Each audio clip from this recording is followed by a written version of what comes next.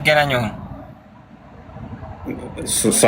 ሳውዲ ስትገባ በቃ እንትን ትገዛለህ፣ የአበባ መሬት እዛ እንትን ትላለህ፣ ትተክላለህ አበባ ማዕት እያልካለት እንደ ብዬ ነው የምገዛው ነው። ሳውዲ ኢትዮጵያ ሁኜ ነው እንጂ የምገዛው። ሳውዲ ላይ ምንም የለም ነው። ወፍ የለም ሳውዲ ላይ። ምንድን ነው በረሃው? በቃ የሆነ ማለት እንደሚወራው አይደለም። ሰው ሳውዲ ሲባል የሆነ ብር የሚዛቅ ማለት አድርጎ የሚያስበዋል። ጥቅረራ ነው፣ ጥቅረራ ሳክስ ነው። እሱ የለም። እንመጣለን። ሀገር ላይም ከተጠገረክ ታገኘዋለህ። ሀገር ላይ አሰራማ ድድ ማስጫ ቦታ ላይ ጀለሶች ይመጣሉ። ከእነሱ ጋር ስትቀመጥ ስራውን ትረሳለህ። እዛ ከሆነ ግን ማንም አይሰማህም፣ ግዴታ ትሰራለህ። ልዩነቱ የሆነ እዛ ጋ ነው እንጂ። ዛሬ ስለ ጥብቁ ሰሌዳ እያወራን ነበረ። ምን እስኪ ግልጽ አድርገው።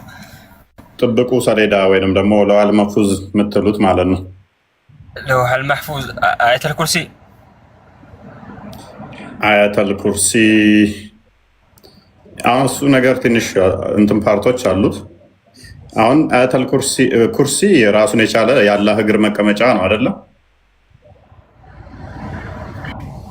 ኩርሲው አላህ እግሩ የሚያስቀምጥበት ነው።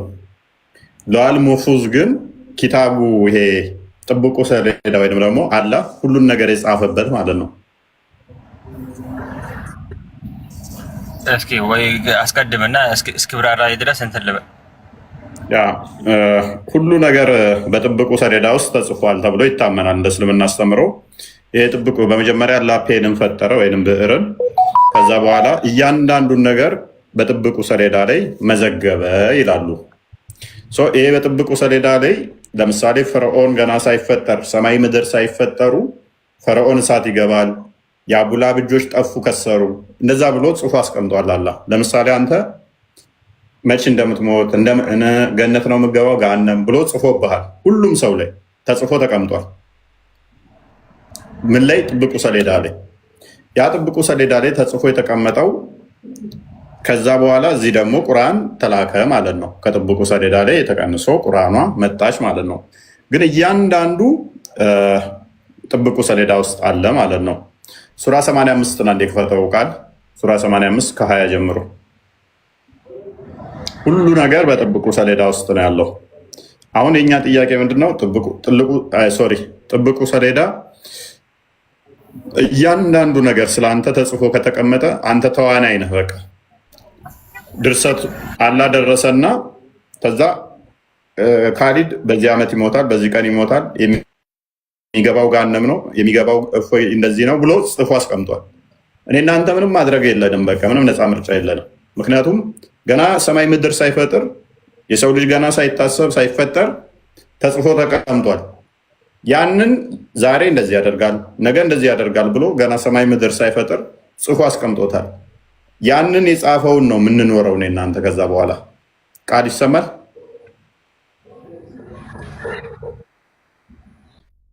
ቃል አለ። 85 ስንት ነው? ከቁጥር 20 ጀምሮ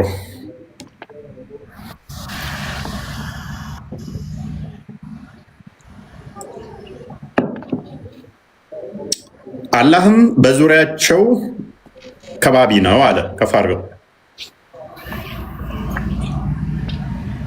ይልቁንም እርሱ የክብር ቃል ነው የተጠበቀ በሆነ ሰሌዳ ውስጥ ነው ይላል። ሰው አላህ ከባቢ ነው። ይልቁንም እርሱ በምን ውስጥ ነው ይላል? የክብር ቁርአን ነው። በምን ውስጥ ነው? የተጠበቀ በሆነ ሰሌዳ ውስጥ ነው። ይሄ ሰሌዳ ጥብቁ ሰሌዳ ወይም ደግሞ ለዋል መሕፉዝ የምትሉት ማለት ነው አይደለም? ይሄ ለዋል መሕፉዝ ሰማይ ምድር ሳይፈጠር ነው የተጻፈው አይደለ?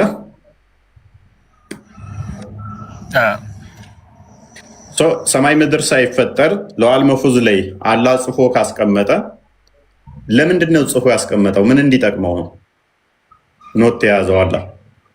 እኔ አሁን ጽፌ ማስቀምጠው አንድ ለምሳሌ ዳሪ ታውቃለህ፣ ኖት ጽፌ ማስቀምጠው ስረሳ ላስታውስበት ነው። ሄድ ብዬ ቼክ ላደርግ ነው፣ ለማጥናት እንዲመቸኝ ነው። አላህ ጽፎ ያስቀመጠው እሱ ዘንድ ምን እንዲጠቅመው ነው ኖት የያዘው?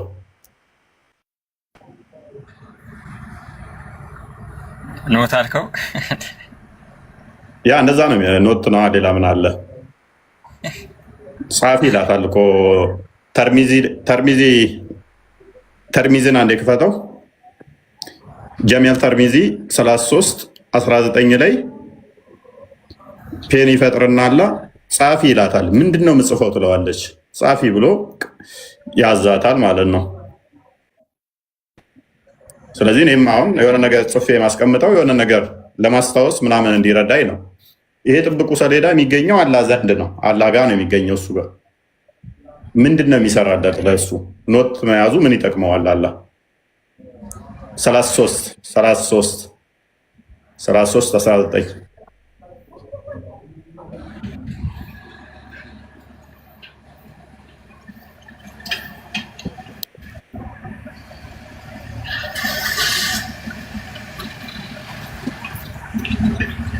ክፈተው።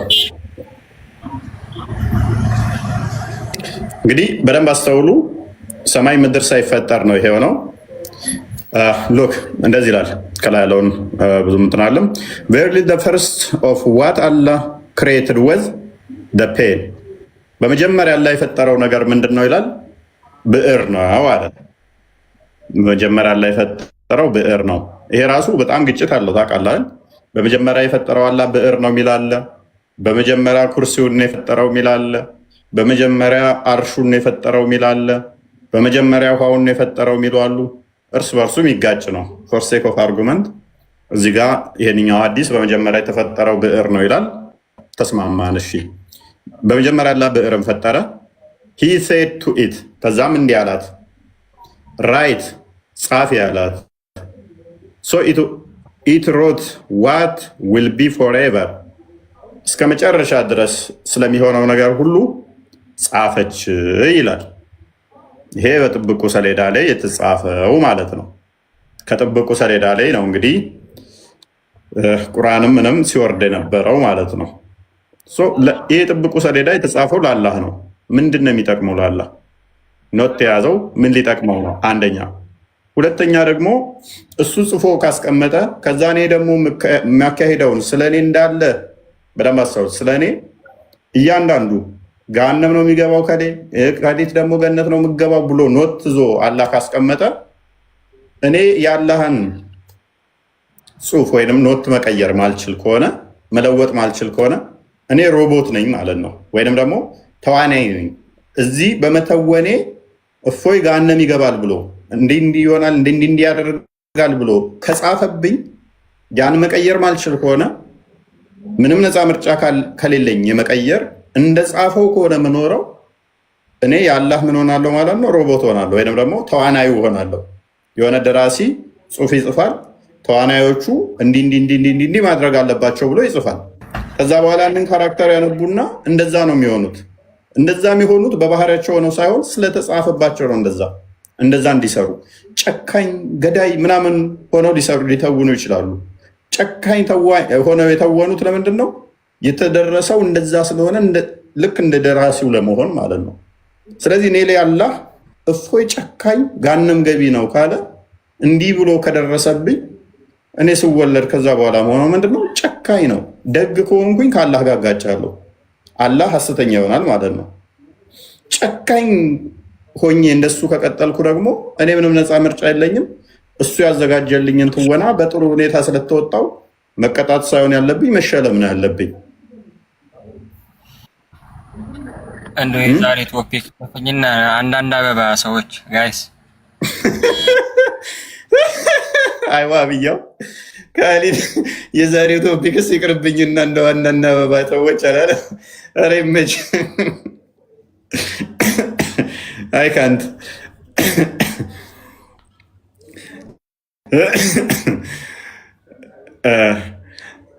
የዛሬው ይቅርብኝና አንዳንድ አበባ ይሻለኛል ሰዎች ደስ ይላል።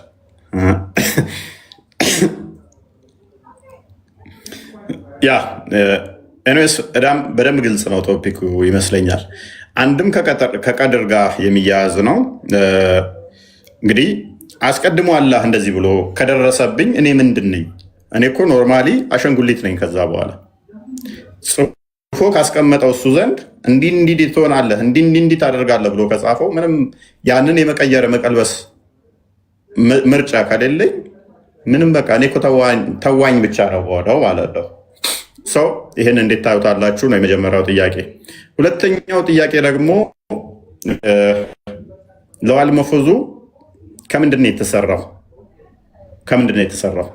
እዚህ ላይም ሌላ ግጭት ስላለ መቼ ነው የተሰራው ካልን፣ መቼ ነው የተፈጠረው ካልን ሌላ ግጭት ይመጣል። ቅድም እንዳልኳችሁ ፔኗ ራሱ መቼ ቀድማ ተፈጠረች ቢልም ተሷ በፊት ደግሞ ቅድሚያ የተፈጠረው አርሽ ነው የሚልም ስላለ ብዙ ግጭቶች አሉት። ይህንኛውን ለጊዜው በሌላ ቶፒክ ስለምንገባበት ግን ለዋል መፉዙ ከምንድን ነው የተሰራው? ምክንያቱም ሰማይ ምድር ሳይፈጠር ነው ፔኗን ራይት ብሎ የጻፊ አላት። ሰማይ ምድር ሳይፈጠር ከ50 ሺህ ዓመት በፊት ይላል። ሌላ ግጭት ሰማይና ምድር ከተፈጠረ በኋላ ነው ታይም የሚቆጠረው፣ ጊዜ የሚቆጠረው። ምክንያቱም አንድ ዓመት 2 ዓመት ተብሎ ለመቁጠር ነግቶ መምሸት አለበት። ነግቶ ይሄ ፀሐይ ውደትን እሱ መሰረት አድርገን ነው 1 ቀን 2 ቀን ብለን የምንቆጥረው። ስለዚህ ቀን ለመቁጠር ሰማይና ምድር መፈጠር አለባቸው። ፀሐይ መኖር አለባት፣ ፍጥረት መኖር አለበት። ሰማይና ምድር ሳይፈጠሩ ከዛ በፊት 50 ዓመት በፊት ይለናል። ስለዚህ ሰማይና ምድር ሳይፈጠርም ጊዜ ነበር ማለት ነው። ሰማይና ምድር ሳይፈጠር ደግሞ እንዴት ጊዜ ሊኖር ይችላል? በምን ተቆጥሮ? ምክንያቱም ቀንና ማታ በሌለበት ሁኔታ ውስጥ ማለት ነው። ሌላ ግጭት ይሆናል። ፎር ሴክ ኦፍ አርጉመንት ይህንን የምንተውላቸውና ለማቅለል ያህል ለመግባባት እንዲረዳ ከ50 ዓመት በፊት ሰማይና ምድር ከመፈጠሩ ለዋል መፉዝ ከተጻፈ ለ50 ሺህ ዓመት ያህል ምን ነበረ ጥቅሙ? አይ ቲንክ ራይም ለመመለስ ነው ማይክ ያነሳሽ መሰለኝ። ምንድን ነበረ ጥቅሙ? እንትን ለማለት ነው ነገራቶች በእስልምና ማለት ነው ሶሂህና ትክክል የሆነና ያልተረጋገጠ ሀዲስ የሚባል ነገር አለ። ያልተረጋገጠ ስለ ኢጅማ ያላደረጉበት ያልተስማሙበት ዑለሞች ያልተስማሙበት ማለት ነው። አሁን የጠቀስከው ሀዲስ የተናገርከው ሀዲስ ከ50 ሺህ ዓመት በፊት ነው የሚለው ሀዲስ። እስኪ ሀዲሱን ጥቀስልኝና ቁጥሩ ምናምን ሊለው አንዴ። ኦኬ ቅድሚያ ያንኛው ነው እስቲ አንዴ ክፈተው፣ የቀድሞውን አዲሱን ክፈተው። ፍጥረት ከመፈጠሩ በፊት ማለት ምን ማለት ነው?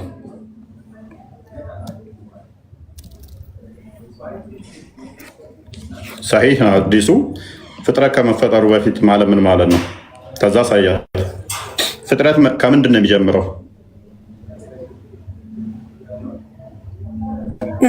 ማለት የሰው ልጅ ከመፈጠሩ በፊት ማለት ነው። እኔም እንደማውቀው ልንገርህና ከዛ ትቀጥላላችሁ። እሺ መጀመሪያ አላህ ሱብሃነሁ ወተዓላ ከሰማይና ከምድር በፊት ብዕርን ፈጠረ። ከዛ ሰማይና ምድርን ደግሞ በ6 ቀናት ፈጠረ።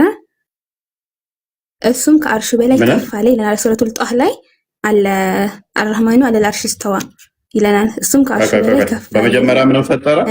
በመጀመሪያ ምን ፈጠረ? እሺ ብዕርን ፈጠረ። ከዛ በኋላ ውሃን ነው መሰለኝ፣ እርግጠኛ አይደለሁም፣ ግን የተወዛገብኩ ነው። ከዛ ሰማይና ምድርን ነው እንደዛ ሰማይና ምድርን በ6 ቀናት ከፈጠረ በኋላ ማለት እዚህ ጋር እኔ በእንትኑ ላይ ይችላል በስቴፕ ላይ ይችላል ነው አርሹን እኮ እሱን ነው የሚልህ በስቴፕ ላይ ይችላል ነው የሚልህ። ከዛ ከአርሹ በላይ ከፍ አለ ነው መሰል የሚለው። አስቸጋሪ ነው። ቅድም ያልኩሽ ለዚህ ነው ብዙ በዚህ ጉዳይ ላይ አይ ቆይ ሊያና ወይ ልንገራ አንዴ ልግባና ሊያና ትችላለሽ።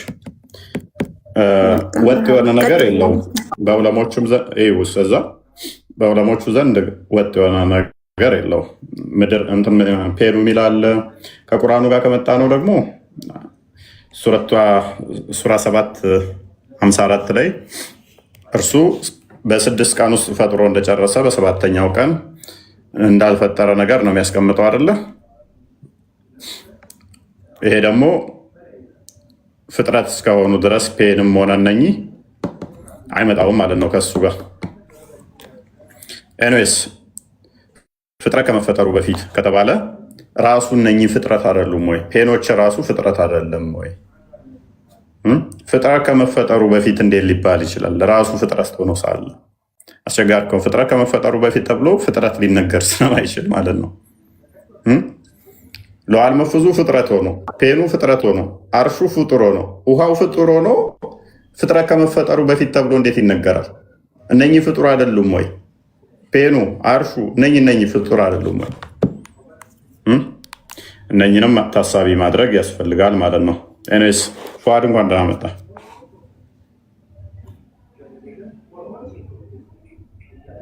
ፉአድ ጀማ እንግዲህ ይመቻችሁ። ምን ነው ዛሬ አሉና? ኧረ ዛሬ ማለት እውቀቱ የለኝም እዚህ ላይ በአንዳንድ እያልኩ ነበር። ያው ዝም አላችሁኝ። ልቄስ ምን አሉ?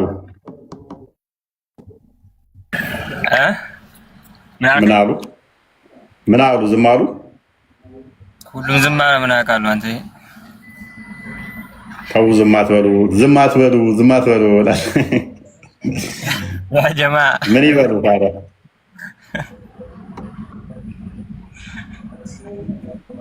አይ ዝም አይሉም። ፉአድ ይሰማል ወይ? እፎይ እንዴት ነው? ረሂም የምትባለው እሷም እንደኔ ናት። እሷም ባትጠይቃት። ምንድን ነች እሷ?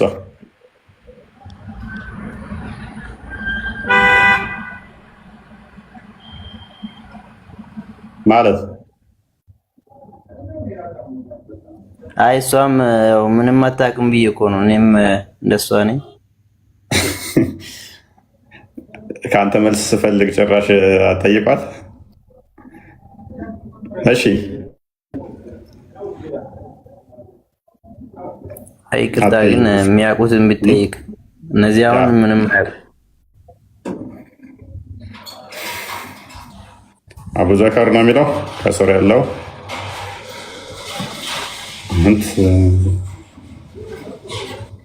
ይሰማል? አይሰማል? ሰላም ነው መምህር? እንዴት ነህ? አደራ አልሐምዱሊላህ፣ ሁሉ ሰላም፣ ሁሉ ተማም ነው? አዎ ተማም ሁሉ መልካም። ለዋል መፉዝ ስለሱ ታውቃለህ? አይ አላውቅም። ጥብቁ ሰሌዳ የሚባለው ማለት ነው። አላውቅም። ጥብቁ ሰሌዳ እንዴት ነው? ስለ ጥብቁ ሰሌዳ በደንብ እኮ እንትን የሚባል የሚመስለኝ ነበረ። ባላ ዘንድ ተጽፎ የሚገኘው እንትን ማለት ነው። አይ ቲንክ እንደዛ ነገር ትምህርት የሚሰጣችሁ ይመስለኝ ነበር። አይ ያው እኔ እንኳን አላውቅም። መሰጠት ይሰጥ ይሆናል። እኔ እንኳን አላውቅም። ኦኬ አይ በቃ በደንብ የሚያውቅ እና ጥያቄ ነበር። አንተ ቼክ አድርገህ ልትመጣ ነው ይገባኛል። የለም ስራ ሊሄድ ነው። ትራንስፖርት አለብኝ። ችግር የለውም። ጥያቄ ነበረኝ። ዲያቆን እፎይ? ዲያቆን አይደለሁም። አይደለም? ይቅርታ። እሺ መምህር ልበል ወይስ ምን? እፎይ ብቻ። ጥያቄ እቀበላለሁ። ትንሽ ቆየት በልና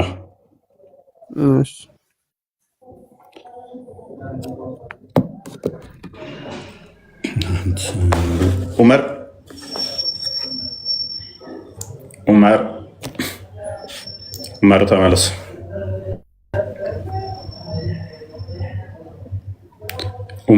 ዑመር ስለ ጥብቁ ሰሌዳ ተው እንጂ እንዴ! እኔ ያውቁታል ብዬ አንድ ጊዜ ገብቼበታለሁ ይመስለኛል እኮ አንዴ ገብቼበታለሁ። ቶፒክ ረሳችሁት እንዴ?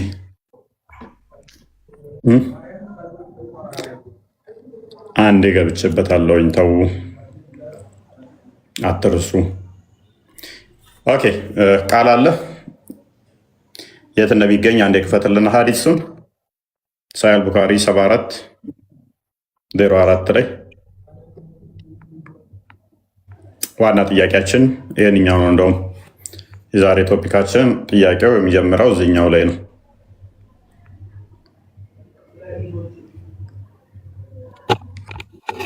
ጥያቄውን እኮ ገና አልለካ ነው።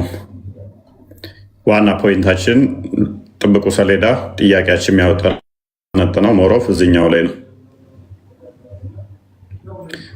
ኦኬ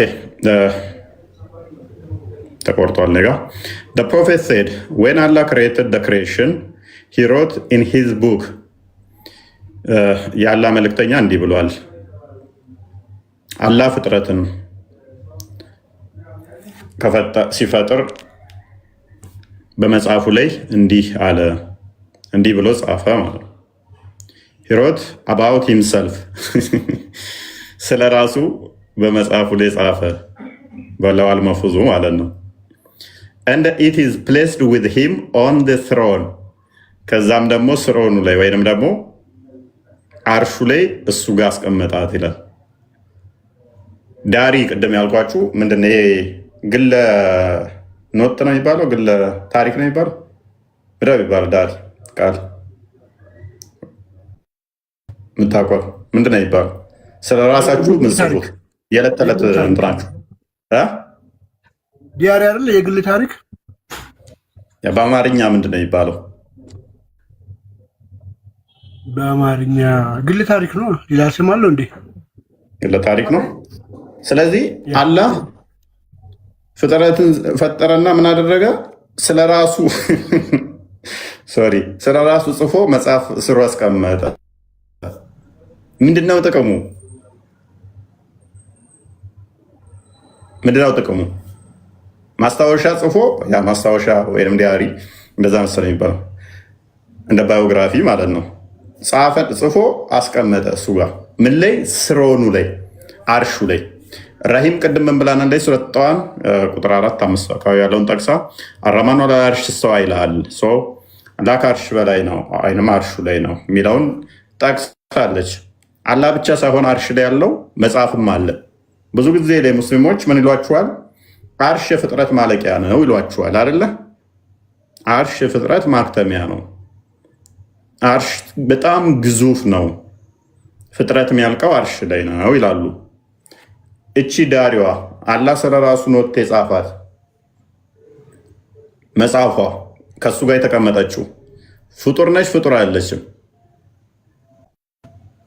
ፍጡር ነች ካሉ ከአርሽ በላይ ፍጡር የለም የሚለውን አስተምሮ ዛሬ አፍርሰው ተስማምተን ከአርሽ በላይ ፍጡር እንዳለ እጅ ተጨባጠን እጅ ተነሳስተን እንለያያለን።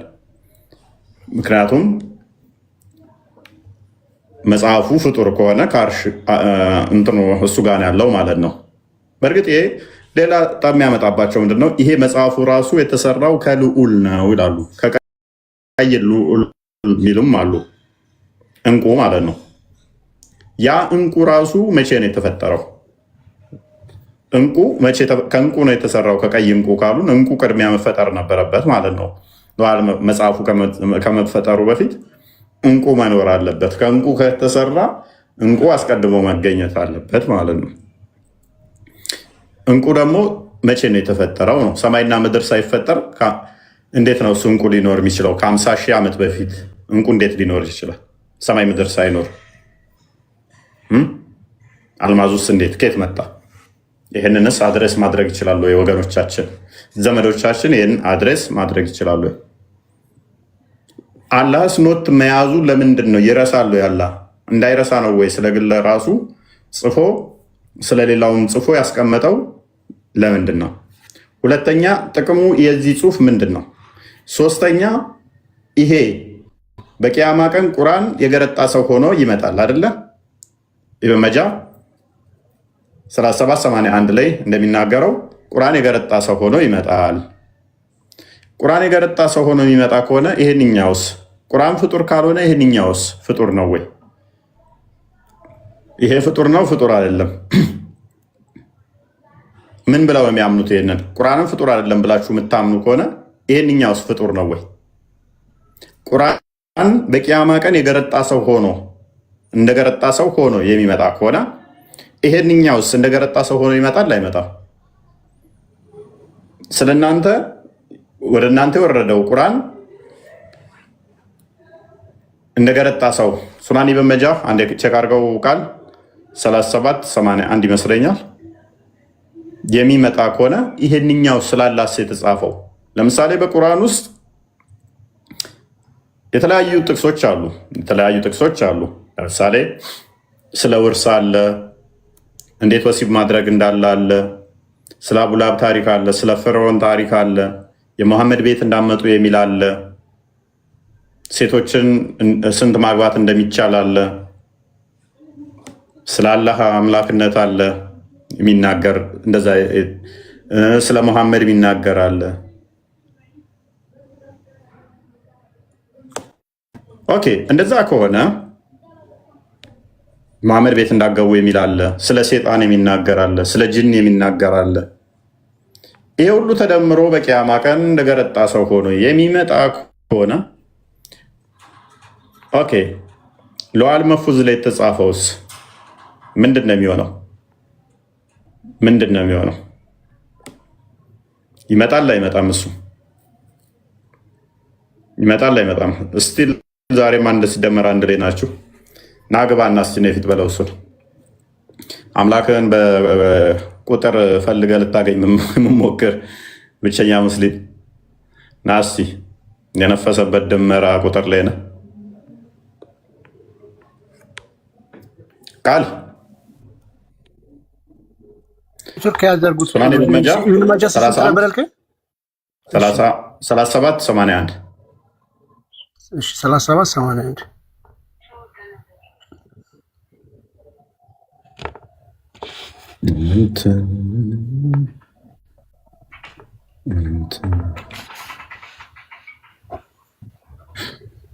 Okay, the Quran will come on the day of resurrection like a pale man, and I will say, ቁርአን በቂያማ ቀን ልክ እንደገረጣ ሰው የሆነ ይመጣና እንዲህ ይላል፣ I am the one that kept you awake at night and made you thirsty during the day. ቀን እንድትጠማ ያደረግኩህ ማታም ያነቃውህ እኔ ነኝ ይላል። ቁርአን በቂያማ ቀን ይመጣና ኦኬ በቁርአን ውስጥ ምንድነው ያለው? ቅድም እንዳልኳችሁ እርግማን አለ፣ ስድብ አለ፣ ሴቶችን ወሲብ ማድረግ እንዴት እንደሚቻል፣ ሴቶቻችሁ ለእናንተ እርሻ ናቸውና እንዴት ማረስ እንዳለባችሁ፣ ስንት ማግባት እንዳለባችሁ፣ መሐመድ ቤት ሳትጠሩ እንዳመጡ፣ እንደዚህ አይነቶቹ ፍጡር አይደለም ተብሎ የሚታመነው ቁርአን በመሐመድ ላይ ወረደ ተብሎ የሚታመነው ቁርአን ሳባዎቹ ጻፉት። ከዛም እንደዛ እያለ የሚታመነው ቁርአን ፍጡር አይደለም ከተባለ በቂያማ ቀን የገረጣ ሰው መስሎ የሚመጣ ከሆነ አላህ ራሱ የጻፈውስ አላህ ራሱ ጽፎ እሱ ዘንድ ከትቦ ያስቀመጠው ኖትስ ዲያሪውስ በቂያማ ቀን ይመጣል አይመጣም? የማይመጣ ከሆነ አላህ ጽፎ ማስቀመጡ ጥቅሙ ምንድን ነው? ምንድን ነው የሚጠቅማችሁ ለእናንተ? የሆነ ኖት ጻፈ አላህ ስለ ራሱ ስለ እናንተም ጽፎ አስቀመጠ። ጥቅሙ ለእናንተ ነው ወይንስ ለሱ ነው? ለእናንተ ከሆነ ምንድን ነው ለእናንተ የሚጠቅማችሁ? ለሱ ከሆነ ጥቅሙ አላህ ይረሳል ወይ? ኖት እያየ ነው ወይ? ማለት እንደ ሰውኛ ስለ ራሱ እንኳን አይደለም ስለ እናንተ ስለ ራሱ ማያውቀው ነገር አለ ወይ? ኖት ጽፎ ከኖቱ ላይ እያነበበ ነው ወይ የሚረዳው? አይ ስለኛ ነው ካላችሁ ደግሞ እናንተንስ አላህ በሙላት አያውቃችሁም ወይ? ስለ እናንተም ገና ኖት አንብቦ ነው ወይ? ጫልቱ እንዲነሽ ከድጃ እንዲነሽ እያለ አንብቦ ነው ወይ የሚያውቃችሁ? አይ ለእኛ ነው ካላችሁ ለዋል መፉዝ ጥብቁ ሰሌዳ እናንተ ታነቡታላችሁ ወይ? አታነቡትም። ምክንያቱም አላህ ጋር ነው ያለው። አሁን የምታነቡት ጉዳይ አይደለም። አይ በቃ ከሞትም በኋላ እንዳትሉ ደግሞ ከሞታችሁ በኋላ ብታነቡትስ ምን ይጠቅማችኋል? ለምሳሌ ከድጃ በዚህ ቀን ትወለጃለሽ፣ በዚህ ቀን እንዲትሆኛለሽ፣ ገሃነም ትገቢያለሽ ብሎ ገና ሳትፈጠር ከ50 ሺህ ዓመት በፊት ጽፎባት ከሆነ ያንን ስታነብ ምን ይጠቅማታል? ያስከፋታል እንጂ ያናድዳታል እንጂ ገና ሳይፈጥራት እንዲህ ታርጊና ገሃነም ከትሻለሁ ብሎ የጻፈውን ስታነብ አላህን ትወደዋለህ ወይንስ ትጠላዋለህ? ገሃነም የገባችው ራሱ ቀድሮባት ራሱ እንደዛ ጽፎ ካስቀመጠ ማለት ነው። ሳይ ሙስሊምን አንዴ ቼክ አድርገው። ሳይ ሙስሊም 2653 ቢል። ስለዚህ ምንድን ነው የሚያስደስታት? ገና ሳትፈጠር ከ50 ሺህ ዓመት በፊት ይህንን ካደረገ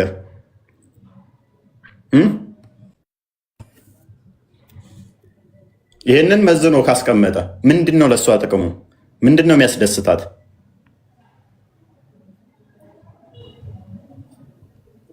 ምንድን ነው ደስ የሚላት እሷን?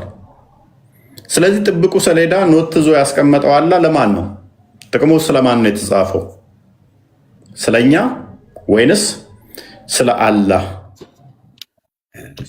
ስለማንኛው? 2653 ቢ 2653 ቢ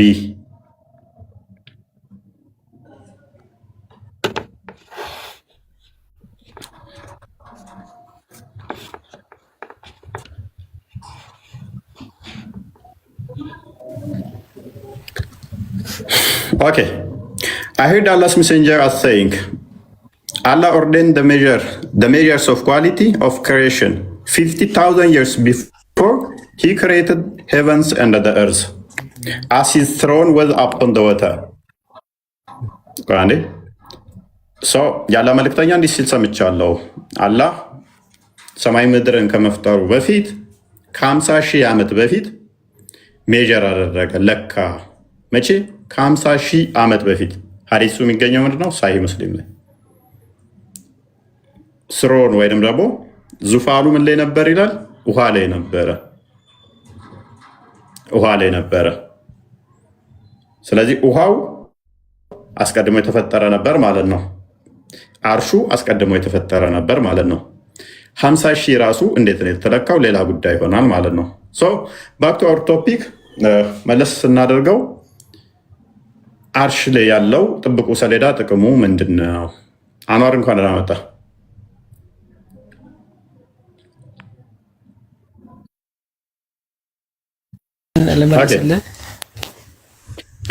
እንደ በፊቱ እንዳትሆን መረጃ ስጠየቅ መረጃ ከጠየቁ መረጃ ታመጣለህ። ዝም ብለህ እንደ ቀደሞቹ መረጃ ስትጠየቅ መረጃ ትከፍታለህ። አንተ ችግር ምንድነው? አታዳምጠንም። አወራና ጥለህ ትወጣለህ። ኦኬ። ለውሃል መሕፉዝ ማለት ምን ማለት ነው? እሱም ብቻ ዲፋይን አድርገውና ቀጥል። ለውሃል መሕፉዝ ማለት ጥብቁ ሰሌዳ ማለት ነው። ቀጥታ ትርጉሙን ካየ ነው አላህ ሱብሓነሁ ወተዓላ በዛ ውስጥ ሁሉንም ነገር የሚፈጠረውን ነገር ሁሉ የጻፈበት ነው።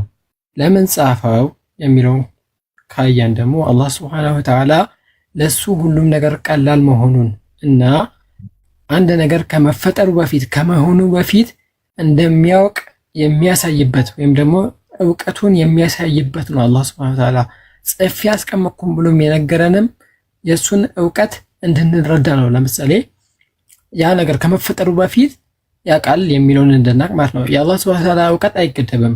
አላህ ያለፈውን ያውቃል፣ አሁን ያለውን ያውቃል፣ የሚመጣውን ያውቃል። ያልሆነውን ኖሮ ነገር ወይ ያልተፈጠረውን ነገር ቢፈጠር ኖሮ ምን እንደሚሆንም ያውቃል። ያልሆነው ነገር ለምሳሌ እኔ የሆነ አሜሪካዊ ብሆን ምን አይነት ሰው እንደምሆን ያውቃል።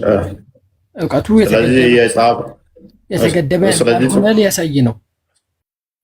መልካም። ስለዚህ ጽፎ ያስቀመጠው እንደሚያውቅ ለእናንተ ሊያሳይ ነው። እውቀቱ የሚገደብ እንዳልሆነ ሊገልጽበት ነው፣ ወይም ደግሞ ክብሩን እውቀቱን ሊገልጽበት ነው። ስለዚህ በእንደዚህ አይነት ሁኔታ ነው አላህ እውቀቱ የሚገልጸው ማለት ነው። ማለት ልትረዳኝ አልፈለግም መሰለኝ።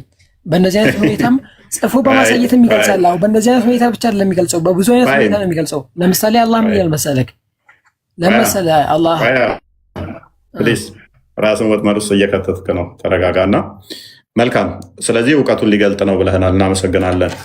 ይሄ እውቀቱን መግለጫ እኮ እንደዛ ክሪቲካል ቲንከር ከሆንን ለምሳሌ ስለ አንተ ጽፏል አይደለ? አዎ ጽፏል። ስለ አንተ የጻፈው አንተ ገና ሳትፈጠር አስቀድሞ ነው አይደለ የጻፈው? ሰማይ ምድርንም ሳይፈጠር ጽፎ አስቀምጦታል። አዎ በእውቀቱ ቀድሞ ስለሚያውቅ ችግር የለውም። ያን እውቀቱን መቀየር ስለማትችል ቀድር ነው የሚሆንብህ። ያንን ጽፎ ያስቀመጠውን ማወቁን ለመግለጽ ነው አልክ። አንተ አይተኸዋል እንዴ እንደጻፈ?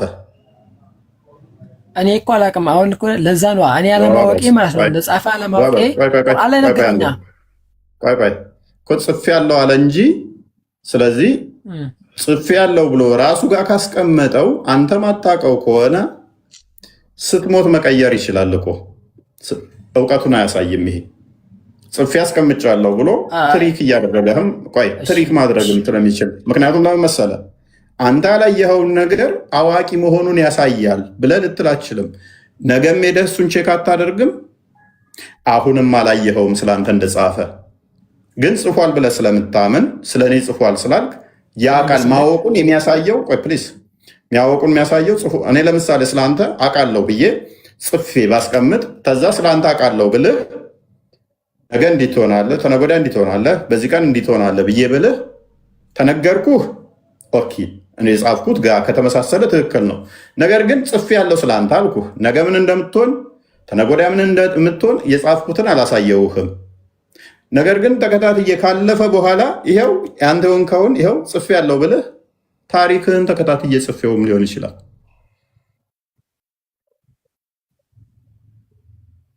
አለው እኛ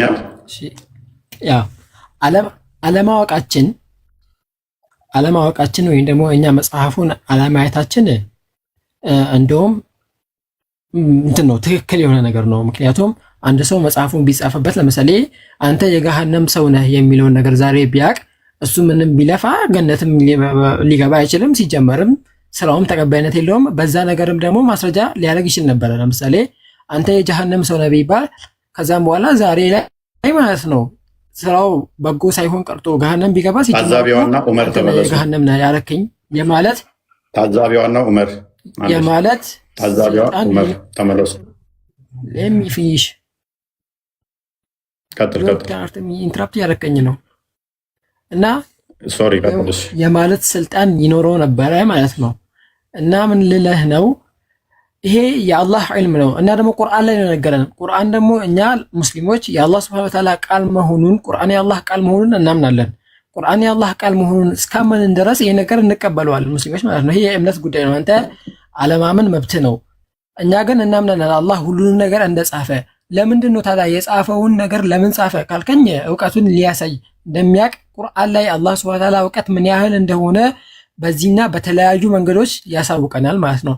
እና ማታውቀው ከሆነ ዛሬ ላይ ማይነግርህ ከሆነ ምን ይጠቅምሃል ነው ያልከኝ። ዛሬ ላይ ከነገረኝማ እኔ ዛሬ ላይ ነገ ገነት ትገባለህ ብሎ ቢነግረኝ እኔ አልሰግድምም አልጾምም ምንም አልሰራም። ምክንያቱም ነግሮኛል በቃ ገነት እንደምገባ። ገሃነም ነው የምገባው ቢለኝ ምንም በቃ መጥፎ ስራ አልተውም። ለምን እኔ ለምንድን ነው ቁጭ ብዬ እንትን ምለው እዝናናለሁ፣ ሰርቃለሁ፣ በቃ የተለያየ ነገር ላደርግ እችላለሁ ሜቢ ማለት ነው። ምክንያቱም ሞራል ከሌለኝ ወይም ደግሞ የሆነ በገነትና በገሃነም ብቻ ታጠሬ የምኖር ሰው ከሆንኩኝ ማለት ነው። ለዚህ አለማወቁ እንደውም የተሻለው ነው ልመደ እና ይሄ ጀብር ነው ካልከኝ ወይም ደግሞ አላህ Subhanahu Wa Ta'ala እያስገደደ እንዲያረጉ ያረጋቸዋል ወይም ደግሞ ለአሁን ማህፉዝ ላይ አንድ ሰው ጀሃነም የሚል ነገር ተጽፎበት ከሆነ አላህ በማስገደድ ሰውየውን በህይወት እየኖረ የጀሃነም ስራ እንዲሰራ ያረጋዋል ካልከኝ አያረገውም። አላህ በቀደመው እውቀቱ ነው። ይሄ የሱ ኢኽቲያር ነው፣ የሱ ምርጫ ነው። እሺ አያደርገውም። ፐርፐዙ ለምን ተጻፈ የሚለውን ከፈለክ ቁርአን ክፈትልኝ፣ ሐዲድን ክፈትልኝ። ቃል ቆይ ልቀጥላ አንዴ ቃል ላስከፍተው የሆነ ቁርአን ላስከፍተው አንዴ ፕሊስ አንዴ ልቀጥላ ትቀጥላለህ። ምን ብለሃል? አንደኛ አዋቂ መሆኑን ለማሳየት ነው ብለሃል። በደንብ አስተውሉ። የጻፈው ነገር ምን እንደሆነ እኔ ማላቀው ከሆነ ስለ እኔ ጽፎ ማስቀመጡ ስለ እኔ እንደሚያውቅ ለማሳወቅ ነው ማለት ኢትዝ ኢሬሌቫንት። ምክንያቱም እኔ ማላየውን ነገር እኮ ያንተ የማመንና ያለማመን ችግር ነው። ይሄኛው ፕሊስ ኢንተራፕት አታርግ። ሚዩት ያዝ፣ አንዴ ሚዩት ያዝ። አዳመጥኩ እኮ ያንተ እኮ ስታወራ እኮ ተስማምቼበት አይደለም ያደመጥኩ። ስለ እኔ ጽፎ ያስቀመጠው እኔ ያላየሁት ነገር አላህ በጣም አዋቂ መሆኑን የሚያሳውቅ ነው። ዛሬ ያላየሁት ነገ ማላየው ስለ እኔ ጻፈው ምን እንደሆነ ማላቀው ነገር እየዋሸኝ ይሁን እውነት ይሁን ምንም ማላቀው ነገር አላህ አዋቂነቱን አያሳይም። ስለ ጻፈ ነው ወይስ አንድ ፈጣሪ አዋቂ ነው የተባለበት ምክንያት ስለሆነ ነገር ኖትዞ ስላስቀመጠ ነው ወይ? ኖትዞ ከደ እንዲህ ይሆናል ከዛ እንደዚህ ይሆናል ብሎ ጽፎ ስላስቀመጠ ነው ወይ? የአዋቂነት መለኪያ ይሄ ነው ወይ? ይሄ አዋቂነት መለኪያ አይደለም። ሁለተኛ ስለ እኔ እንደሚያውቅ ጽፎ ማስቀመጡ እውቀት ከሆነ አላህ ስለ ራሱ ጽፎ ሲያስቀምጥስ ስለ ራሱስ የጻፈው ራሱንም ስለማያቅ ነው አላህ ከዛ የጻፈው? ከዛ በኋላ ራሱን እያወቀ መጣ ማለት ነው። ስለ እኔስ እሺ ፍጡር ስለሆንኩኝ ወደፊት እንዴት ሆናለህ እንደዚህ ራሱም ላይ ቼንጅ ስለሚያመጣ ነው ስለ ራሱስ የጻፈው? ራሱን አያውቅም ማለት ነው። እሱ ሌላ ነገር። ሌላኛው ጽፎ ያስቀመጠው ራሱ ጋር ነው። ራሱ ጋር መሆኑ ተሱ ጋር መሆኑ ጥቅሙ ለሱ እንጂ ለኔ አይደለም። ይቀየራል ወይ? ይሄ የጻፈው ነገር ይቀየራል ወይ? አይቀየርም። የጻፈው ነገር ስለኔ ማይቀየር ከሆነ አወቅኩት አላወቅኩት ዳዝንት ማተር። ምክንያቱም ማወቄ ያንን ነገር ማይቀየር ከሆነ አለማወቄም ያን ነገር ማይቀየር ከሆነ ሁለቱም ለውጥ የላቸውም። አለማወቄ በደንብ አስተውሉ። ጋነም ትገባለህ ብሎኝ የጻፈው ጋነም ትገባለህ ብሎ ከሆነ በምንም ተአምር ገነት መግባት አልችልም። ባላቀውም እንኳን ገነት ትገባለህ ብሎ ከጻፈ በምንም ተአምር ጋነም አልገባም። የጻፈው እንደዛ ስለሆነ አላወቅኩትም። ባላወቅኩት ጽሑፍ ላይ ጋነም ነው የምገባው ካለኝ በምንም ተአምር ገነት የምገባበት ቻንስ የለም። ባላወቅኩት ጽሑፍ ላይ ገነት ነው የምገባው ካለኝ በምንም ተአምር ጋነም የምገባበት የለም። እንዲያ ከሆነ ይሄንን ባይወሳውን እፎይ ጋነም ትገባለህ፣ አንዋር ገነት ትገባለህ የሚል ባይስ እስቲል መቀየር አልችልም። ተጽፏል ላይ የተጻፈውን ነገር መቀየር አልችልም። የጻፈው ማን ስለሆነ? አላህ ስለሆነ አስገቢውና ሶጩ ስለሆነ የጻፈው። እኔ መቀየር ቻንስ የለኝም። ሌላ ሐዲስም ስላለ ምንም እንኳን ጋነም ከተጻፈበት አለ ሙሐመድ ምንም መልካም እድሜ ልኩን ሲሰራ ቢቆይ አለ መጨረሻ ላይ ሊሞት አካባቢ መጥፎ ይሰራና አይምን ጋነም ከተጻፈበት አው ምንም እንኳን መልካም ሲሰራ ቢኖር መጨረሻ ላይ መጥፎ ይሰራና ጋነም ይገባል አለ። ገነት ከተጻፈበት ደግሞ እድሜ ልኩን መጥፎ ሲሰራ ይኖርና የተጻፈበት ገነት ስለሆነ ሊሞት ሲል ምን ያደርገዋል አለ መልካም ያሰራውና ገነት ይከተዋል። ምኑን ነው ፎሎ የሚያደርገው? የተጻፈበትን እንጂ የሰውየውን ፍሪ ዊል አይደለም ማለት ነው። ጽሁፉን እኔ ለውጥ ማማጣለት ካልሆነ መለወጥ ማልችል ከሆነ እኔ ፍሪ ዊል ተመርኩዤ ምንም ለውጥ የለውም። አወቅኩትም አላወቅኩትም። ምክንያቱም ማወቄም ለውጥ አያመጣውም፣ አለማወቄም ለውጥ አያመጣውም። አኗር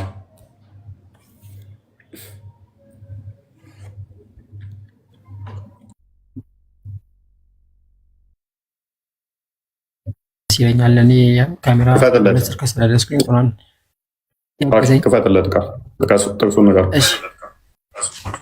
እሺ እና አንደኛ ፐርፐዙ ምንድነው የጻፈበት ብለኛል።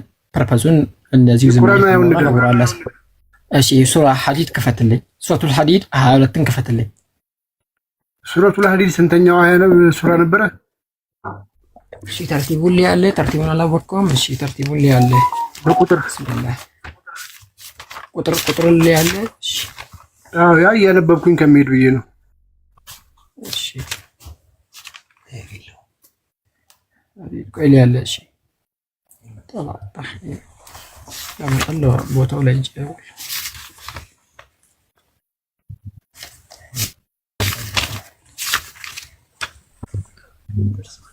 57ኛ ስንተኛ? 57 እሺ 57 22 አይደለ? አዎ ይኸው እሺ ከፍችላል 57 22 ሶሪ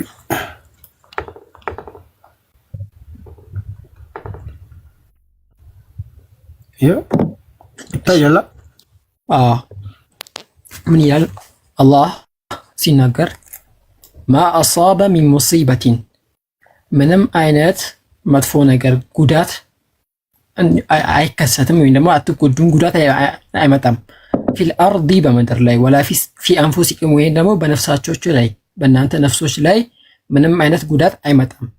ኢላ ፊ ኪታቢን ሚን ቀብል አን ነብረአሃ እኛ በሆነ መጽሐፍ ውስጥ በለውሐል ማህፉዝ ላይ መጀመሪያ ጽፈነው ቢሆን እንጂ የሚፈጠረው ነገር ሁሉ እኛ የጻፍነው በቀደመ እውቀታችን ያወቅነው ነገር ነው አለ። ከዛን አላህ ምን አለ? ይህ የእውቀቱ ማሳያ ወይም ደግሞ የችሎታው ማሳያ መሆኑን ሲገልጽልን ኢነ ዛሊከ ቀድሞ ማወቅ፣ ይህን ማድረግ፣ ይህን ጽፎ ማስቀመጥ አለላሂ በአላህ ላይ የሲሩን የገራ ነው ወይም ደግሞ ቀላል ነው ገር ነው አለ።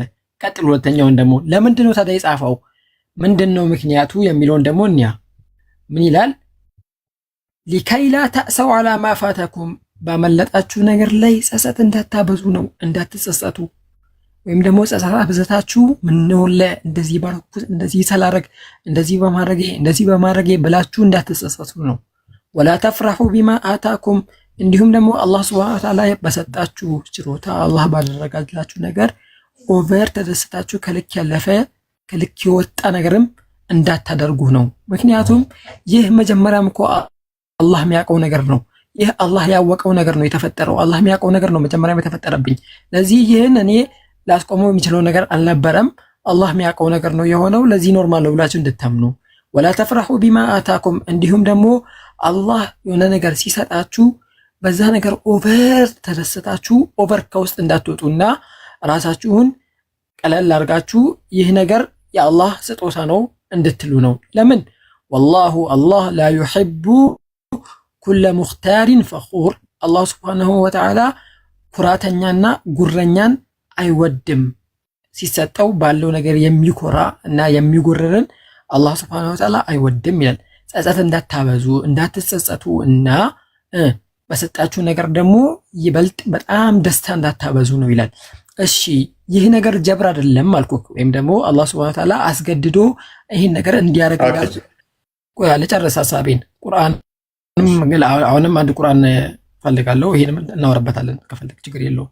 አስጨርሰኝና ይህንን ስለማውቀው እዚህ ላይ እናውራና ቅድሚያ እዚህ ላይ እናውራ መጀመሪያ። እሺ እናወራበት። ስለዚህ ከኔ ሙግት ጋር የንኛው ምንድን ነው እሱ የጠቀመ?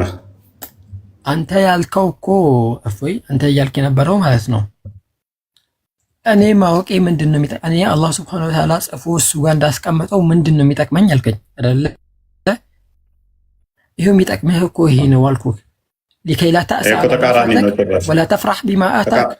ተቃራኒ እኮ ነው የሆነው አንዋር። ምክንያቱም ጸጋ ሰጠኝ፣ ጸጋ የሰጠኝ ወይንም ደግሞ በሽታ ነካኝ ነው። በሐዲስ ላይ በሽታም ሆነ ጸጋ አላህ እንደሚሰጥ ተናግሯል አይደለ? ሁሉም ነገር ከአላህ ነው። ከአላህ ፍላጎት ውጪ ወጥቶ አንተን ሊጎዳህ የሚችል የለም። ስለዚህ እሱ ይታወቃል። ስለዚህ እዛ የጻፈው አሁን ወይን እንዳልኮራ ወይንም ደግሞ እንዳልታበይ እንደዛ ትዕቢተኛ እንዳልሆን ምናምን ነገር ነው የሚለውን 23ኛው ስለሚያስቀምጠው እንደዛ ከሆነ ከኔ ጋር ምን አገናኝ? አለማወቄ እንደውም እኮ እንድታበይ ያደርገኛል። ባውቀው ይህን ማመን ግን አያደርግህም። ቆይ የጻፈው ኦኬ አላህ እንደዚህ ነው አላህ እንዲህ ነው ምለው እኮ የተጻፈውን ባየው ነው። ካላየሁትማ ከራሴ ሰርቼ ያመጣሁት ነበረ።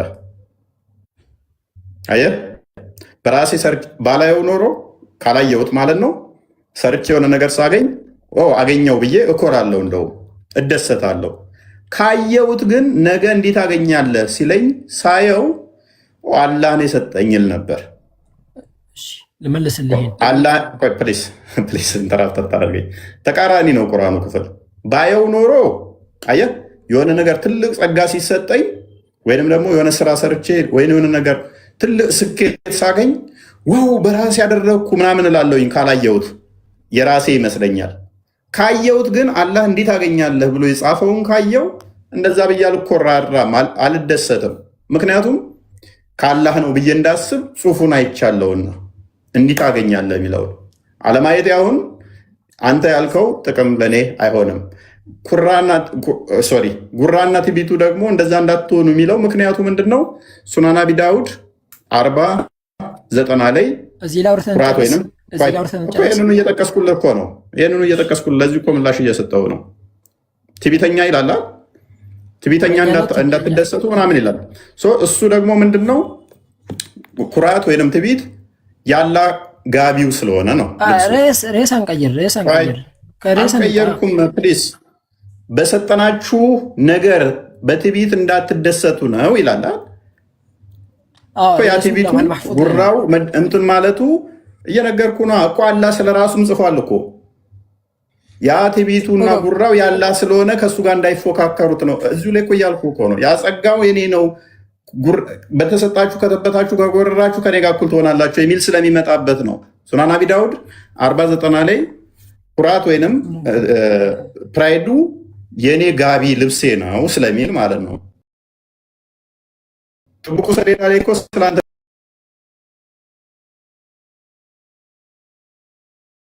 ብቻ አይደለም የተጻፈው፣ ስለ አላህ ስለ ራሱ ተጻፈ ማለት ነው። ስለ ራሱ የጻፈው ጉራው ትቢቱ የሱ መሆኑን ጥብቁ ሰሌዳ ላይ ስላለ እሱ ያነበዋል፣ ሜይ ቢ እሱ ይደሰታል። እኔ ያለማወቄ ግን እስቲል እኔ እንዳልጎረራ አያደርገኝም። አላወቅኩማ፣ አላየሁትማ። ጽፉ ቀጥል። እሺ አንደኛ ምን ብለኸኝ ነበር መሰለህ? እኔ አለማወቄ እኔ ማላውቀው ከሆነ እንዴት እንዳልታበይ ያደርገኛል? እንዴት ደግሞ ባለፈኝ ነገር እንዳላዝን ያደርገኛል? ባየው ኖሮ ይሁን እሺ አላዝንም፣ አላህ የሰጠኝ ነው ብዬ በደስታም ከልክ አላልፍም ብለኸኛል። ይህን እኮ እንዳታደርግ ግዴታ ማየት አይጠበቅም። እንዴት እንደተረዳኸው አላውቅም እንጂ ይህን እንዳታደርግ ወይም ደግሞ ባለፈህ ነገር እንዳትሰሰት እና በተሰጠህ ነገር ከልክ ያለፈ ደስታ እንዳትደሰት የሚያደርግህ አንድ ነገር ብቻ ነው። ሲምፕል ነገር። እሱ ምንድን ነው? ለሁል ማህፉዝ እንዳለ ማመን። በቃ ካመንክ እኮ ይበቃል። ግዴታ ማየት አይጠበቅብህም። እንዴት አድርገህ እንደተረዳ አላህ ሱብሓነሁ ወተዓላ ጽፎልኝ ነበር፣ አላህ የጻፈው ነገር ነው ብለህ በአላህ ሱብሓነሁ ወተዓላ ቃል የምታምን ከሆነና እምነት ካለህ ግዴታ የተጻፈው ምንድን ነው የሚለውን ማየት የለብህም። ከተከሰተ በኋላ እኮ ነው እንጂ የምትደሰተው። ለምሳሌ የሆነ አደጋ ሲመጣብህ እኮ አደጋ ከመምጣቱ በፊት አይደለም አንተ ተጨናንቀ ራስን የምትጎዳው። ወይም ደግሞ የሆነ ደስታ የሆነ ነገር አላህ ሲሰጥህ እሱ ከመምጣቱ ደስታው ከመምጣቱ በፊት እኮ አይደለም በደስታ ራስን ብለህ ጉረኛ ኩራተኛ የምትሆነው ከሆነ በኋላ ከተፈጠረ በኋላ አይደለ? ከተፈጠረ በኋላ ይህን የተፈጠረ ነገር እኮ አላህ መጀመሪያ የሚያውቅ ነበረ። አላህ ያወጣኛል፣ ከዚህም ደስታ ዝቅ ሊያደርገኝ ይችላል፣ ከዚህም ደግሞ ከፍ ሊያደርገኝ ይችላል፣ ካለውበት ሀዘንም ቀጣይ አላህ የተጻፈው ነገር እኔ አላውቅም፣ ለዚህ ልደሰት አይገባም፣ ሁሉም ነገር የተጻፈ ነው፣ ይሄ ሊቀየር ይችላል ብለህ እንትን እንድትል ነው የሚያስፈልገው። ሲምፕል ማመን ብቻ ነው እንጂ ግዴታ ያን ነገር ማየት አይደለም። ሳይ ብቻ ነው ፈርሐ ማላረገው፣ ሳይ ብቻ ነው ያስ ማላረገው፣ ተስፋ ማልቆርጠው። ታሰው ማለት ተስፋ መቁረጥ ማለት ነው። እና እንደዛ ማላረገው የሚል ምንም የሚረባ አርጊመንት አይደለም። እየደጋገምከው ነው። አንተም ደጋግመህ ስለነሳኸው ብዬ ነው። ሀሳብ ደጋግመህ ስለነሳኸው ማየትን ከምን ጋር አሁን እምነትን ከምን ጋር ቀየጥከው? ለዋል መፉዙን ከአላህ ጋር አብረህ ደባልቀህ እያወራ ነው። አላህ ሁሉንም መጽሐፉን ማመን እያልኩህ ነው። ሁለት አርጉመንቶችን አንድነት አድርገህ እያወራ ስለሆነ አስቸጋሪ ነው። በዛ ከሆነ መጻፍ አይጠበቅበትም። እኔ የሚሆነው ነገር ሁሉ በፈጣሪ ነው የሚሆነው፣ መልካሙም መጥፎም ይመጣል እንደዚህ ብዬ ለማመን ሳገኝ የሆነ ነገር ሰርች ስኬታማ ሲሆን ፈጣሪ የፈቀደው ተሳካልኝ ማለቴ ነሰሰርሊ ኖት ዞ ፈጣሪ ማስቀመጥ አይጠበቅበትም። እዛ ኖት ላይ ተጻፈ የተቀመጠ ነው ብዬ ማመን አይጠበቅብኝም። ኖቱ ለዚህ ጥቅም ነው ስላልክ ነው። ኖቱ ለእኔ ይሄ ከኔ ጋር ከእንትኑ ጋር ምንም ያገናኘው የለም። ጥቅሙ ለማን ነው የሚሆነው? ላላህ ነው። እኔ ማላየው፣ እኔ ማልሰራበት፣ እኔ ማልመራበት ኖት ስለሆነ ማለት ነው። ኖቱ ማን ጋር ስለተቀመጠ? አላህ ጋር ስለሆነ የተቀመጠው። ስለ ራሱ ምን ብሎ እንደጻፈ ብጠይቅህ አታውቀውም። ስለዚህ ስለ ራሱ ጽፎ ያስቀመጠው ኖቱ ላይ፣ ስለ እኔም ደግሞ ራሱ ጽፎ ያስቀመጠውን ለመቀየር የሚል እንትን ከተሃል፣ ቃል ከተሃል። አላህ የጻፈውን መቀየር ከቻልክማ ስለዚህ ብዙ ስርዝ ድልዞች አሉ ማለት ነው ለዋል መፉዝ ላይ። ምክንያቱም አንተ በቀየርክ ቁጥር አላህ ምን እያደረገ ነው? እየሰረዘ ሌላ እየጻፈ ነው ማለት ነው። ስለዚህ አላህን አንተ ነህ ሪሼፕ እያደረግከው ያለኸው። የጻፈብህን ወይም ደግሞ የጻፈውን ሳይሆን እየኖርክ ያለኸው አንተ የምንኖረውን ገና አላህ እየጻፈ ነው የሚሆነው። ወይም ደግሞ በፊት ዝም ብሎ ድራፍት አውጥቶ ከዛ በኋላ አንተ ስታስተካክል እሱ የጻፈውን እንደገና እንትን እያለ ነው እያረመ ነው የሚሆነው። ይህንኛው ጋር ትክክል ነው፣ እዚህኛው ጋር ተሳስቻለሁ እያለ እያረመ ነው የሚሆነው። አሌስ እሱ የጻፈው አለ። ምን ያልኩት መልስ የሰጠህ ያለኸው ሚዩተርጊና አዳምጪ። ምን ያልኩት ላይ ነው መልስ እየሰጠህ ያለኸው? እንጃ ለመቀየርም ይመቻል። ለመቀየርም ብለህ የተናገርክ አቃላለች። ለመቀየርም አላልኩም። እኔ ያልኩህ እኮ ቀጣይ ያለውን ስለማናቅ ነው ያልኩት። ቀጣይ ያለውን ለመቀየርም እንትን ለማለትም ብለህ የተናገርክ ያስገባህ አቃላለች። ለመቀየር ያልኩህ ማለት ነው። ለመቀየር ያልኩህ ከደስታ ወደ ሀዘን ሊቀይርብኝም ይችላል፣ ከሀዘን ወደ ደስታም ሊቀይር ይችላል። ስለዚህ አንተ አይደለም እንደዛ እኮ ከደስታ ወደ ሀዘን የሚቀይርብህ እሱ ከሆነ ራስን እንደምቀይር አድርገህ አታውራ። እንደዚህ አይነት ሀሳብ አላነሳሁም እስካሁን አይደለም። አሁን እዚህ ጋር ማለት ነው እንትን እያለክ ነው ይሄ ስትሮማን ፋላሲ የሰራህብኝ ነው። እኔ ላይ ስትሮማን ፋላሲ የሰራህብኝ ነው። በጣም ግልጽ ነው። እዚህ ጋር ያላልኩትን ነገር ብለሃል እያልከኝ ነው። አልሰራው። አንተ ራስህ እኮ ስታብራራው ያልከውን ነው። በመጀመሪያ ያልከውን እንደዚህ ሊቀየር ይችላል የሚል ስላስቀመጥከ ነው። አለማወቃችን አለማየታችን እንደዚህ ይጠቅመናል። አኗር ሚተርክ እንደዚህ ይጠቅመናል ብለህ አብራርተሃል። ከዛ አንጻር ስለዚህ አሁን ሁለት ጥቅም ነገር ያለው አይደለ? አንደኛ አላህ ሱብሓነሁ ወተዓላ እውቀቱን የሚያሳይበት ነው። ኢነ ዛሊከ ዐለላህ የሲር፣ አላህ ላይ ሁሉም ነገር ቀላል መሆኑን ማወቅ ብቻ ሳይሆን ጽፎ እውቀቱን እኮ ነው ያላየውም እኮ አንዋር ፕሊዝ አንተ እኮ እውቀቱን እያሳየ ነው እያልከን ነው። ቆይ የጻፈው ስለ እኔ ምን እንደጻፈ አላቅም። ዛሬ አላነበብኩትም፣ ነገም አላነበውም፣ በቂያማ ቀንም ሄጄ አላነበውም። በቂያማ ቀን እንኳን ቢያስነብበኝ እንደ አዲስ ጽፎት ላለመሆኑ ምንም ማስረጃ አይኖርም። ስለዚህ የእሱን አዋቂ መሆኑን እዛ ፔፐር ላይ ጽፎ ራሱ ዘንድ ያስቀመጠው ለእኔ ምን ኢሬሌቫንት ነው እያልኩ ነው። ለምሳሌ እኔ ስለአንተ አውቃለሁኝ፣ ጽፌያለሁኝ፣ ነገ ምን እንደምትሰራ ተነገ ወዲያ ምን እንደምትሆን እስከምትሞትባት ቀን ድረስ ጽፌያለሁ ብዬ የሆነ መጽሐፍ አሳየሁህ። ራስን ከፈጣሪ ጋር ተወዳደራ ማይሆን ነገር ሎጂኩን ላሳያ ጽፌ ይኸው በዚህ መጽሐፍ ላይ ተጽፈሃል ብዬ አስቀመጥኩኝ። ይኸው እዚች ኖት ላይ ስለአንተ ዳሪ ጽፌ አስቀምጫለሁ። ምን እንደምትሆን የት እንደምትሆን ምናምን ሁሉን ነገር አውቃለሁ አልኩህ። ይሄንን ኖት አላየኸውም፣ አላነበብከውም። የሆነ ነገር ስትሰራም የጻፍኩት ውስጥ አለ እልሃለሁ። የሆነ ነገር ስታደርግም ስታገኝም ስታጣም ስትከፋም ስትደሰትም ተጽፏል ብለህ እንድታምን አደረግኩ። ግን አላነበብከውም፣ አላየኸውም።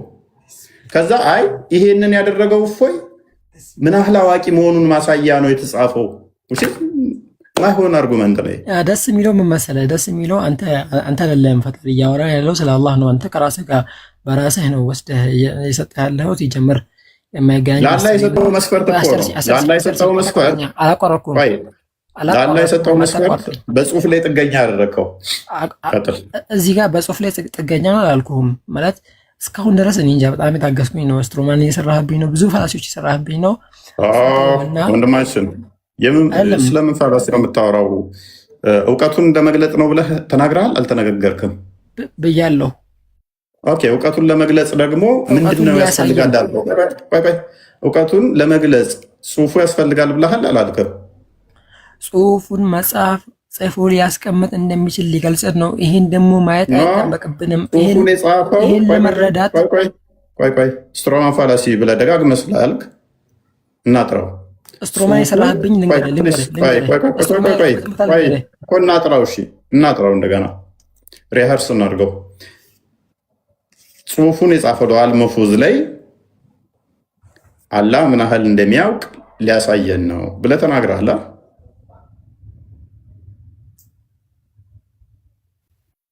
አዎ ኦኬ። ስለዛ ስለጻፈው ነገር አንተ ታውቃለህ? አሁን አላቅም፣ ግን አምናለሁ። ስለዚህ ማመን ከሆነ ጽሁፉ ምን ይጠቅመሃል? አላህ እንዲሁ ያውቃል ብለህ አታምንም እንዴ? ጽሁፉ ምን ላይ ለምን ተገኘ? በጣም አምናለሁ። ጽፎ እንዳስቀመጠ ማመኑ ራሱ አንድ ሌላ ነገር ነው። ኦኬ። ጽሁፉን ግን አንተ አላየኸውም፣ ወደፊትም አታየውም አይደለ?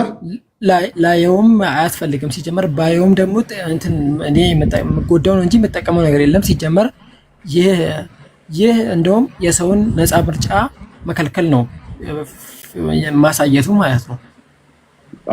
ማሳየቱ ባታየው ነፃ ምርጫ ይኖርሃል? አዎ ነፃ ምርጫ አለኝ። ለምሳሌ ባታየው ጋነም ትገባለህ፣ አንዋር ጋነም ትገባለህ ብሎህ ባታየው ገነት የመግባት ቻንስ አለህ? ጀነት የመግባት ቻንስ? ቆይ ልንገርህ፣ እኔ መርጬ እንጂ የገባሁት አይደለም። የገባሁት መርጬ አላየኸውም። ቆይ አላየኸውም። ባላየኸው ጽሁፍ ላይ አንዋር ጋነም ነው የሚገባው ብሎ ቢጽፍ ስላላየኸው ገነት የመግባት ቻንስ አለህ? አላየሁትም አይደለ? ልንገርህ፣ አላየሁትም አይደለ? እኔ እኮ ያላየሁትን ነገር ገና ሰርቼ ነው የማየው። የዛኔ እኮ ምላሽ ነው ፈልገው። ባላየኸው ጽሁፍ ላይ ፕሊስ፣ ከሁለት አንዱ ነው የሚሆነው። እፎይ ወይም ገነት ይገባል እፎይ ወይም ገነት ይገባል ወይም ጋነም ይገባል የሚል ከሁለት አንዱ ነው የሚሆነው ጽሁፍ አይደለ? አላየሁትም። ባላየው ጽሁፍ ላይ እፎይ ጋነም ይገባል ብሎ ጽፎ ገነት የመግባት እድል አለኝ ስላላየሁት መጀመሪያ ነፃ ምርጫ ክልንገር አዳምጠኛውን ስላላየሁት ገነት የመግባት እድል አለኝ ወይ? የጻፈው ገሃነም ይገባል ብሎ በመጽሐፉ ላይ ጽፎ አስቀምጧል። ገነት የመግባት እድል አለኝ እኔ ገነት የመግባት ቻንስ የለህም። ምክንያቱም ስለማትመርጠው ገነትን አትመርጠው። ልንገርህ ማልመርጠው ደግሞ እዚህ ጋር አንድ ነገር ልናገር። ይቅርታ አንወር ይቅርታ ላስረዳ። ጌታ አድርገህ ተራ ጠብቅ። መግባት በረሕመቱ ምህረቱ እሺ ከስሩ።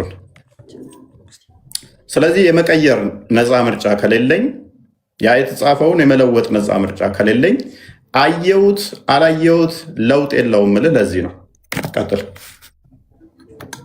ቆይ እሺ አሁን እንትና ቃል ከቻለ የሆነ ቁርአን እንዲከፍትልኝ ፈልጋለሁ። ሱረቱል ላይል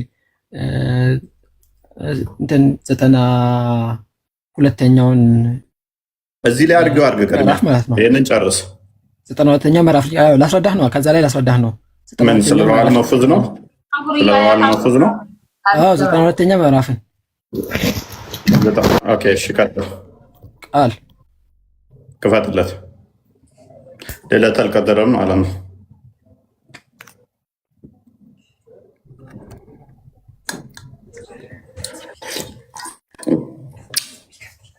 ቢኒስ ከዛ ሰላም በለን።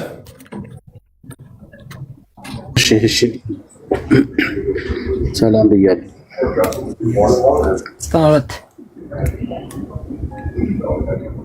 አልከኝ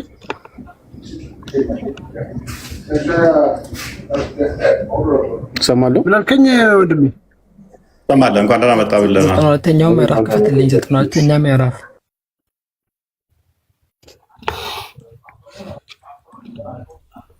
ቁጥር 92 ስንት 92 እሺ አምስተኛውን